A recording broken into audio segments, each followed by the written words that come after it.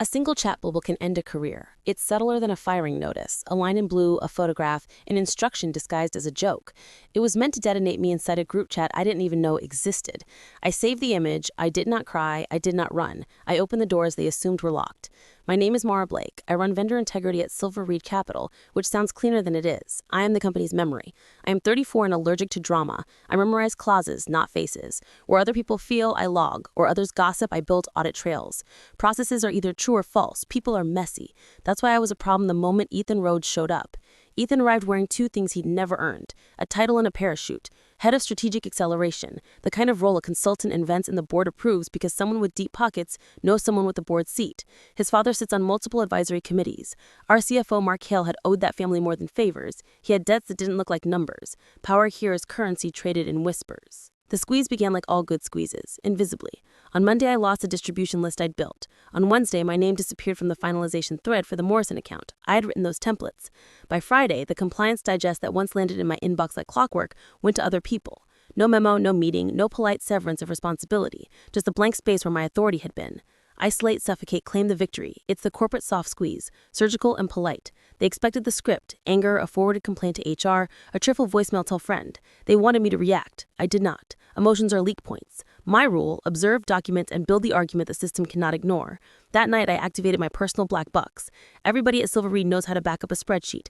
Not everyone builds a private offline audit trail. I exported permissions, activity logs, and a full approval history for every vendor contract in the last 9 months. I compared current state to an archive I keep in a hermetic container, not because I distrusted them yet, but because I trust the machine. I hashed files, timestamped them, then triple deleted the local copies. By dawn, I had a clean forensic snapshot proving what would be invisible the next week. The next move came from Jenna Park, Ethan's assistant, in the form of a clumsy email. Urgent, reschedule. Morrison finalization meeting tonight at 10:30 p.m. Room change due to capacity. In a building with more than 30 meeting rooms and in a city that never sleeps, this was a stunt. It smelled like trap oil. They wanted to see if I'd show up unprepared, tired, human, and then call me not a team player when I stumbled. Instead, I prepared. I ran a fresh audit on the 3 vendors slated for sign-off. That's how I found Apex Data, the resurrected vendor that made my stomach drop. Apex had been blacklisted 18 months earlier for a catastrophic data segregation breach. I'd signed the termination notice myself. Their profile should have stayed dead. Someone had pulled the vendor's file 3 days ago and flipped the status. I ran an admin trace. The reactivation had been processed under Ethan Rhodes' signature. He had overwritten a permanent exclusion flag and pushed Apex toward approval. The method was elegant. Neuter the watchdog, then move the mine. 2 days later, my oversight was downgraded. Coincidence? Not in the kind of arithmetic that runs corporate fraud. At 10:30, the meeting was a performance. Ethan and Mark lounged like men with nothing to fear, while I presented a tidy list of risk indicators. They shrugged it off. Ethan called risk as legacy friction. After the others left, I stayed to close the minutes, because you never leave the scene until the audit is complete. Ethan left his laptop logged in on the credenza. Careless. A notification slid across his screen, a group chat named Acceleration All. My face blinked up an unflattering candid from my desk, and beneath it, in his neat, arrogant type, the message to Mark, fire her by noon. Not consider, not we should, fire her by noon. It was a directive, a surgical order, and it landed in a distribution list Jenna had foolishly created as she built her momentum channel. Jenna had searched for acceleration in the directory and had the global list. She hadn't checked members. She had included me. It was a clerical failure of the sort I make it my business to exploit. I saved the screenshot. I dragged it into my encrypted container next to the Apex reactivation and the permission diffs.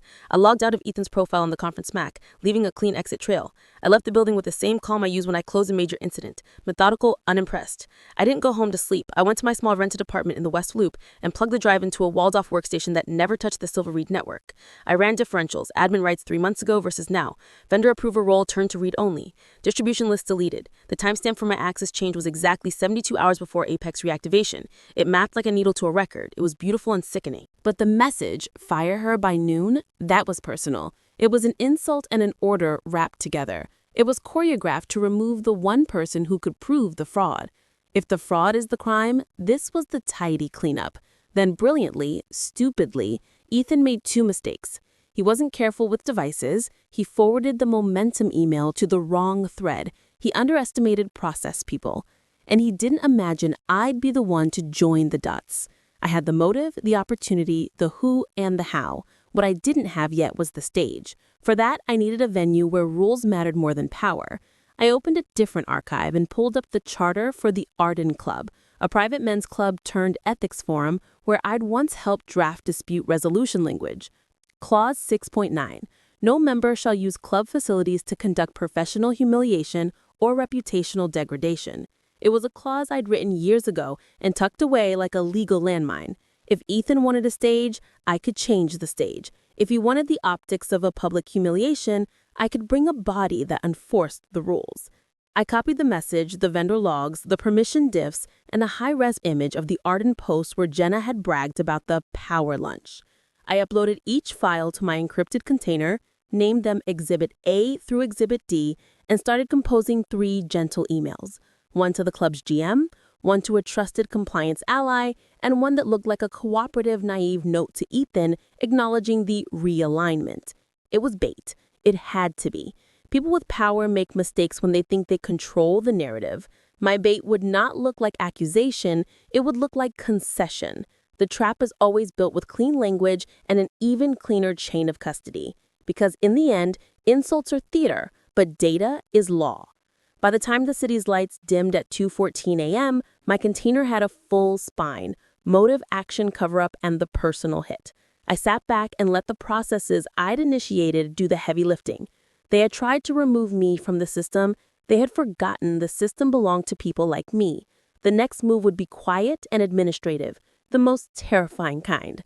I shut my laptop and for the first time all night, smiled. By the time I woke up, Chicago sunlight had already carved its way between my blinds. My phone buzzed against the nightstand, a calendar reminder, ironically cheerful, team lunch, 12 p.m. The irony wasn't lost on me. The very deadline my boss had texted, fire her before lunch, had now become an event on my calendar, the kind of symbolism that makes poets weep and lawyers grin. I sat up, heart steady but head fogged, and reviewed the evidence again. The message, the photo, the vendor reactivation logs, each file lined up like soldiers ready for a silent war. I wasn't angry. Anger was energy poorly spent. What I felt was calculation, that cold, lucid state where adrenaline stops being panic and becomes mathematics. They wanted me gone by noon, then I'd make sure noon became their undoing. At 9:03 a.m., I walked into Silver Reed Capital as if nothing had happened. No grand entrance, no defiance. I smiled at the receptionist, waved to the barista by the break room who always spelled my name wrong on the coffee cup, and took the elevator to the 24th floor. The office was its usual cocktail of caffeine, ambition, and silent hierarchies. Mark Hale, the CFO, was in early, his glass office glowing with the kind of light only corner windows get. Ethan Rhodes hadn't arrived yet. That was normal. People born into power rarely arrive on time. They just make everyone else wait. Jenna, his assistant, spotted me from across the open floor and froze. Her posture stiffened, not guilt, but fear of being associated with the wrong person at the wrong time. That's how this place worked. Loyalty here was currency with an expiration date. I smiled at her. Not warm, not fake, just enough to make her uncomfortable. "Morning, Jenna," she stammered, adjusting her headset like a shield. "Morning, Mara. Big day today. Ethan's got, updates for everyone." "Sure he does." I sipped my coffee. "Tell him I'm looking forward to it." She blinked, uncertain if I meant it. I didn't wait for an answer. My desk looked the same, but my access didn't. I logged in. My credentials failed on the first try, then again. On the third attempt, I switched to my backup route, the one I'd built years ago when I noticed how sloppy our IT patching cycle was. A quiet bypass. Not a hack, just a forgotten doorway. Inside, I watched my permissions vanish line by line. One folder after another flipped to restricted. A clean purge. The digital equivalent of erasing fingerprints. They were trying to erase me before lunch. At 9:47 a.m., an HR notification popped up. Subject, meeting invite. Policy review discussion. Time, 11:30 a.m. Location, HR boardroom, 19th floor. Attendees, Mara Blake, HR Director, Angela Price, CFO, Mark Hale. And there it was, the guillotine appointment. The thing about corporate terminations, they always schedule them right before lunch. It's convenient. HR gets to eat afterward and security escorts you out quietly when the floor's half empty. I opened my notes app and wrote one sentence. They set my execution at 11:30. Then I smiled and added another. They forgot I write the scripts here. I didn't spend the next 2 hours panicking. I spent them building the storm. At 10:05 a.m., I sent a friendly email to Ethan. Subject, Morning alignment. Hey, Ethan. I saw some vendor shifts come through last night and wanted to double-check Apex Data's reactivation. I might have an outdated flag in my files. Could you confirm final authorization came from your office? Mara. No accusations, no threats, just polite curiosity. The kind that made people nervous because they couldn't tell if you were naive or lethal. He didn't reply. Of course he didn't. But the read receipt pinged at 10:07. He'd opened it, which meant he was now aware that I'd seen something. That awareness is a seed. It grows in silence. At 10:30 a.m., I forwarded my encrypted evidence bundle, Exhibit A through Exhibit D, to my personal cloud, time-stamped and mirrored. Then I sent a copy to one other place, the Ethics Oversight inbox. Anonymous, unsigned, but traceable enough to trigger an inquiry if someone looked closely. At 11:20, I got the call. Hey, Mara, Angela from HR said, her tone sugary and scripted. Could you step into the HR boardroom a few minutes early? Just want to chat before Mark joins. There it was, the last polite lie before the curtain dropped. Of course, I said, standing. Be right there. As I walked down the hallway, I noticed something. Silence. Conversations dipped when I passed. The kind of silence that fills a church right before confession. People already knew. Rumors travel faster than truth here. I reached the glass-walled boardroom. Angela sat inside, hair perfect, posture immaculate, her HR smile glued in place. A folder lay in front of her. My folder. Mara, she began, gesturing to a chair. Thanks for coming in. I know you're busy. I sat, calm, collected, watching her eyes. So, she continued, reviewing some recent workflow changes, and there's been a lot of, confusion around responsibilities and vendor approvals. Leadership just felt it might be best to transition you out of your current role. There it was, the last polite lie before the curtain dropped. Of course, I said, standing. Be right there. As I walked down the hallway, I noticed something. Silence. Conversations dipped when I passed, the kind of silence that fills a church right before confession. People already knew. Rumors travel faster than truth here. I reached the glass-walled boardroom. Angela sat inside, hair perfect, posture immaculate, her HR smile glued in place. A folder lay in front of her, my folder. Mara, she began, gesturing to a chair. Thanks for coming in. I know you're busy. I sat, calm, collected, watching her eyes. So, she continued, reviewing some recent workflow changes, and there's been a lot of, confusion around responsibilities and vendor approvals. Leadership just felt it might be best to transition you out of your current role. There it was, the soft kill. I folded my hands. By leadership, you mean Ethan Rhodes? Angela blinked. Well, the direction came from senior management. Then we should be specific, Angela. Transparency is important in transitions, right? Her eyes flickered. HR hates when you play their language back at them. I leaned forward just slightly. Before we go any further, I'd like to ensure this conversation's being recorded. It's not necessary, she said quickly. Oh, but it is, I replied, smiling, because Ethan might want to hear his own words played back later. She frowned. Excuse me? That's when I slid my phone across the table, the screen frozen on the photo and the text. Ethan Rhodes to Mark Hale. Fire her before lunch. Angela's complexion drained like ink and water. I'm sure HR has policies against this sort of instruction, I said softly, especially when it follows a whistleblower-level breach of vendor compliance. Her lips parted. Whistleblower? Of course, I said, standing, collecting my bag. You should probably call legal before lunch. This is now a protected disclosure under federal guidelines. The room went dead silent. Angela didn't move, neither did I. Not until my phone buzzed again. Ethan's name lit up the screen. Incoming call. I let it ring, let him wait, let the panic bloom. Because if they wanted me gone by noon, I'd make sure by noon they were the ones running for cover. When predators sense they've been seen, they don't retreat. They thrash, they make noise, stir dust, and hope confusion hides the wound.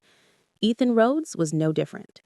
By the time I reached my desk after the HR meeting, the air in the office had shifted. You can feel it when management panic sets in.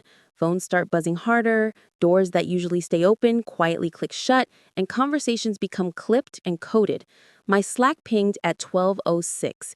Ethan Rhodes. Need to chat. Now. He'd skipped the pleasantries. Perfect. I typed back one word. Sure.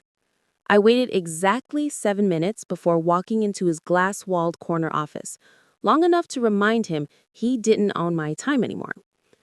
Ethan was standing by the window, jacket off, sleeves rolled, phone pressed to his ear. He wasn't yelling, not yet, but his jaw was working overtime. Mark Hale, the CFO, sat across from his desk looking like a man whose morning coffee had turned into a subpoena. Ethan ended the call abruptly when he saw me. "Mara, close the door." I did, quietly. The sound of the latch echoed like punctuation. He leaned forward, trying to project authority. "I don't know what stunt you think you're pulling, but forwarding internal messages to HR and legal, that's not how this works." I smiled. "Actually, Ethan, that's exactly how this works when someone's trying to terminate an employee for uncovering a compliance breach." Mark's face twitched. "What breach?" I turned toward him. "Apex Data." The name landed like a stone in a glass bowl. Both men froze. Ethan's expression flickered between denial and disbelief. "You have no idea what you're talking about." "Maybe," I said evenly, pulling a single printed sheet from my folder. "Or maybe I know exactly who reactivated a blacklisted vendor using an override code that doesn't exist in our official approval system." Mark's fingers twitched. "Where did you—" I cut him off. "You might want to ask IT why the approval came from your account, not Ethan's." Ethan turned sharply. "What?" Oh, the beauty of panic. Watching sharks bite each other when the water turns red.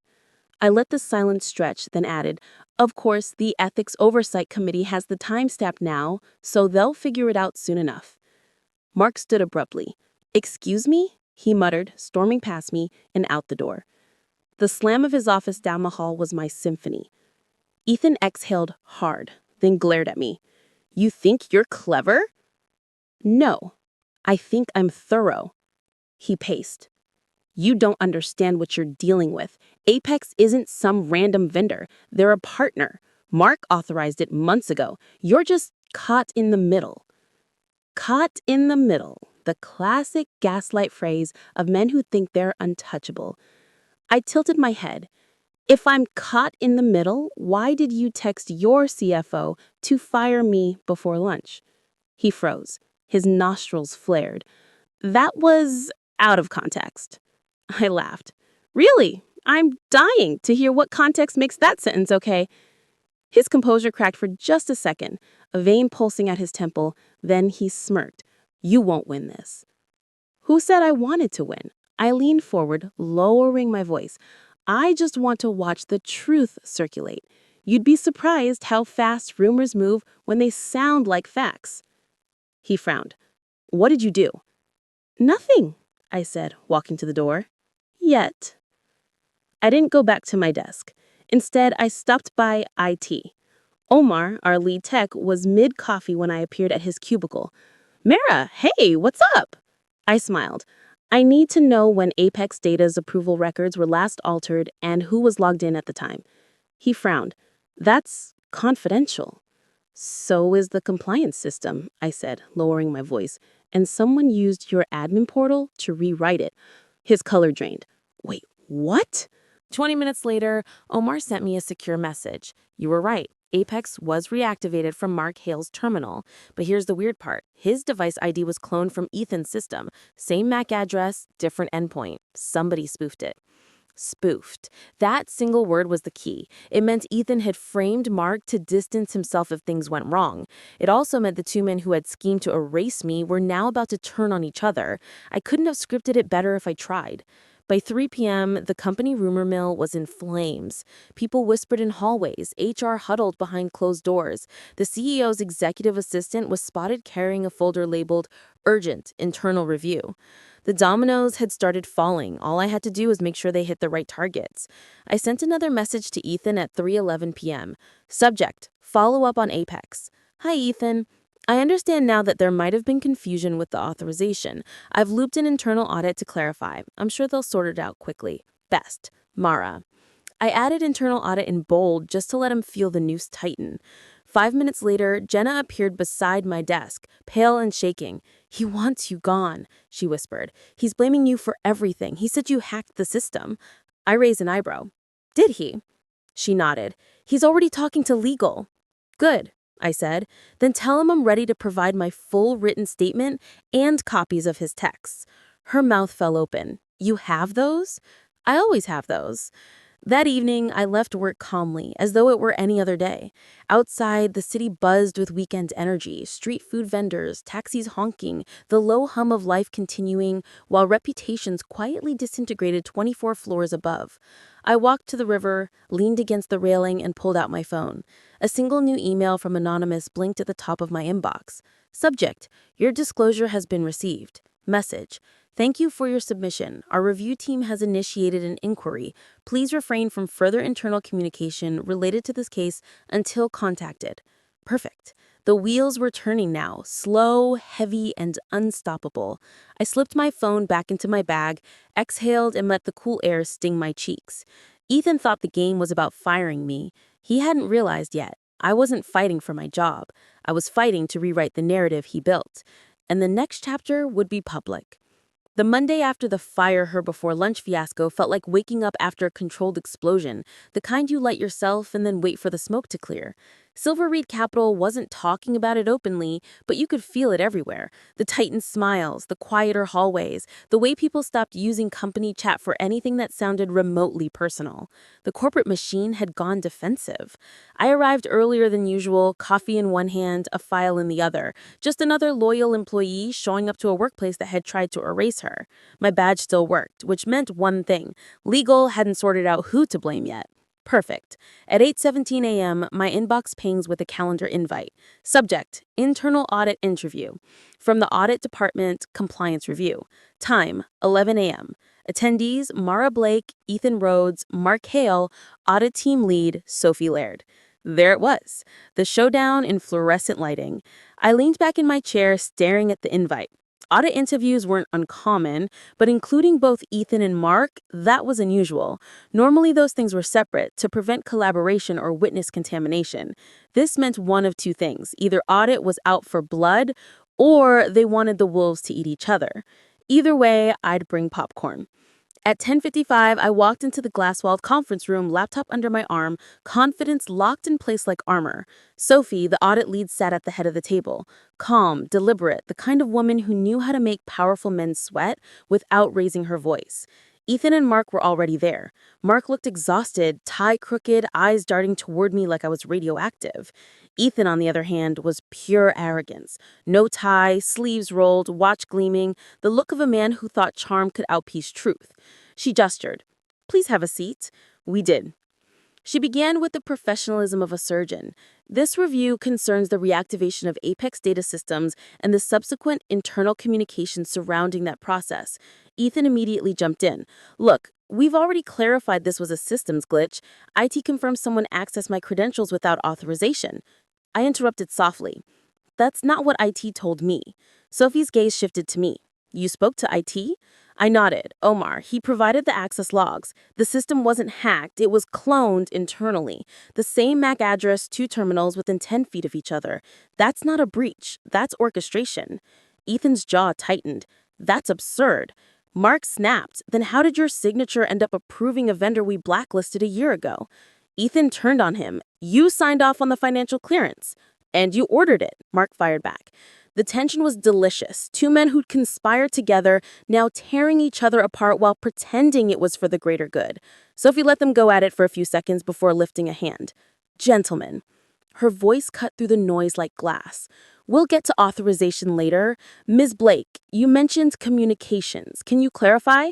I nodded, sliding a small envelope across the table. Screenshots from a private chat where Mr. Rhodes instructed Mark Hale to fire me before lunch.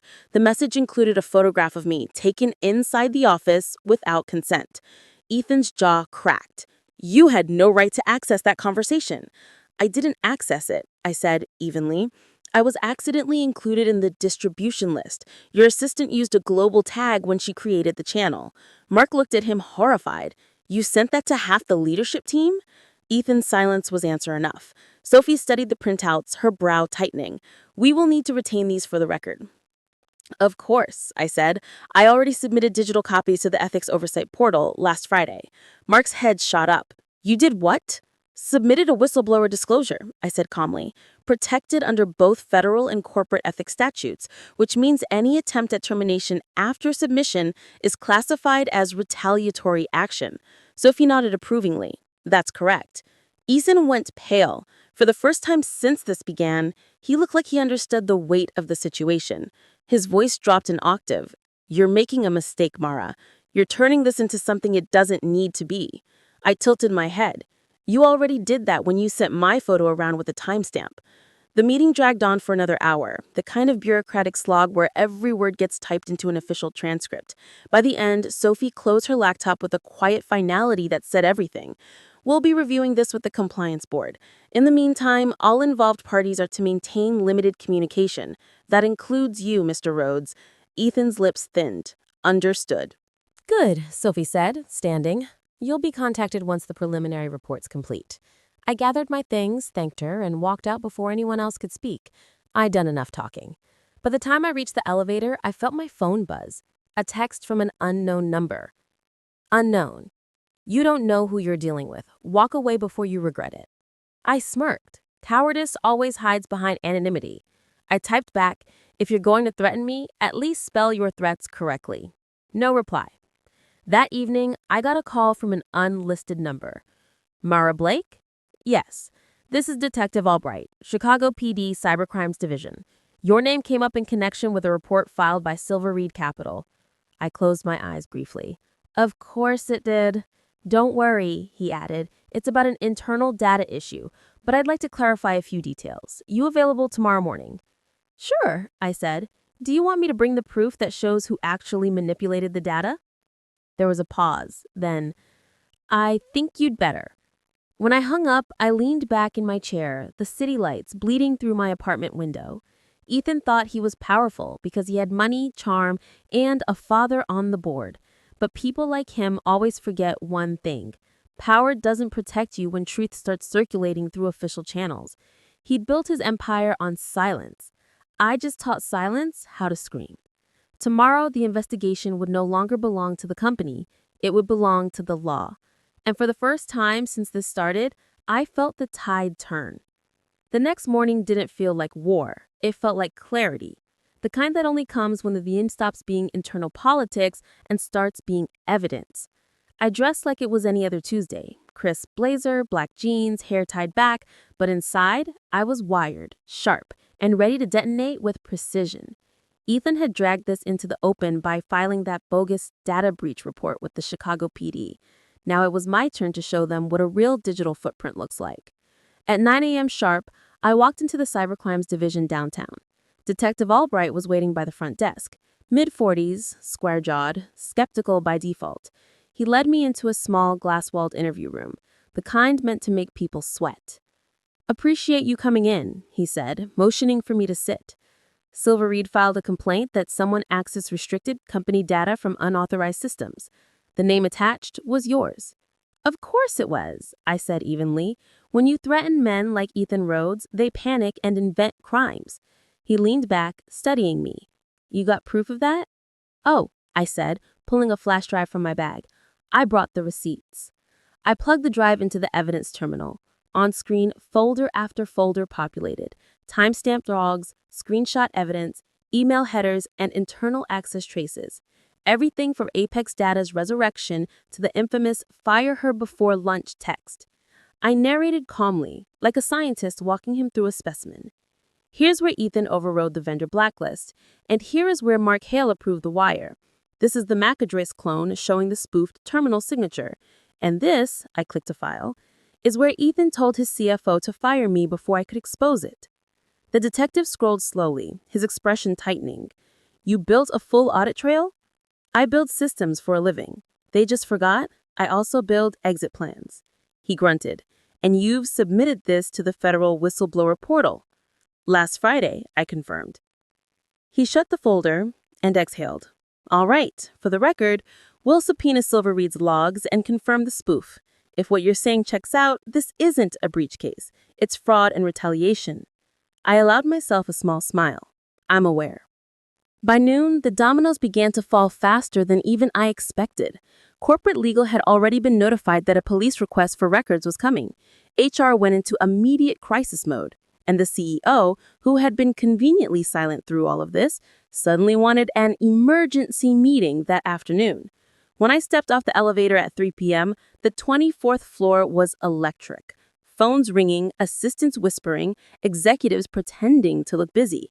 Ethan's door was closed, but through the glass, I could see him pacing like a man waiting for a verdict. Inside the main conference room, the board sat assembled, all 9 of them. The CEO, Harold Crane, a man whose calm voice could silence a riot, motioned me to enter. Mara, he said, gesturing to the open seat across from Ethan. Thank you for coming. We'd like to clear the air. The phrase clear the air is corporate code for someone's getting sacrificed. I sat. Of course. Ethan looked awful. Eyes ringed, jaw tight, confidence cracked. I knew why. He'd just learned that cybercrimes had requested his full digital history. That includes deleted chats, cached texts, and draft messages he thought were gone. Crane folded his hands. We've reviewed preliminary findings from internal audit. It seems there were irregularities with Apex data. Mr. Rhodes, your name appears on multiple override entries. Ethan jumped in fast. Mark Hale approved the payment structure. I was following procedure. Mark, sitting 2 seats down, exploded. Don't you dare drag me down for your stunt. Crane's tone stayed icy. Gentlemen, enough. Then he turned to me. Miss Blake, you filed a whistleblower report, yes? I did, and I provided evidence showing both the fraud and the subsequent attempt to retaliate against me. Ethan barked a laugh. Retaliate? You hacked into private communications. I didn't even blink. You included me in the chat by accident. Your assistant used a global tag. Your message, fire her before lunch, was delivered straight to my inbox. The board murmured. Crane's jaw tightened. Is that true? Ethan opened his mouth, then closed it. I reached into my folder and slid the printed screenshot across the table. Crane studied it for several seconds before setting it down like something radioactive.